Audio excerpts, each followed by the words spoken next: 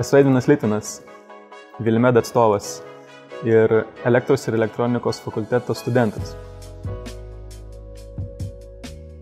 Praeitais metais Technoramoje pristačiau prietaisą skirtą žmonėms, kuriems dreba rankos. Tai yra paprastai tokie žmonės serga esencialiniu tremoru. Jiems sunku rašyti, valgyti, sunku net stiklinę rankoje nulaikyti, nes ji visada dreba. Todėl mes sukūrėme prietaisą Willimball. Jis naudojasi mechaniniom vibracijom, kad per 10 minučių terapiją sumažintų drebėjimo amplitudę iki 80%.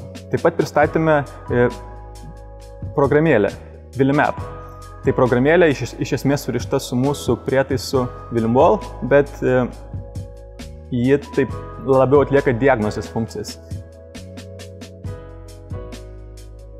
Praeitais metais Technoramoje nustebino gausa įdomių žmonių. Tai yra verslo angelų, žymių inžinierių, didelių įmonių atstovų, kurie kaip ir yra techniniai influenceriai Lietuvos ir turbūt labai mažai, kur galėtum pamatyti tiek daug įdomių žmonių vienoje vietoje kaip Technoramoje.